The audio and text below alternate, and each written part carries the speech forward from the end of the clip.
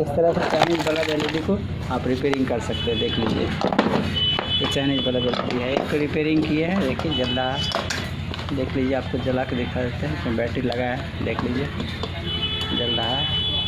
ख़राब नहीं, new LED bulb ख़राब था, ठीक किए हैं अभी रिपेयरिंग करके। देख लीजिए, आपके सामने में देख लीजिए। इस तरह से आप लोग अपना Chinese bulb LED bulb repairing कर सकते हैं।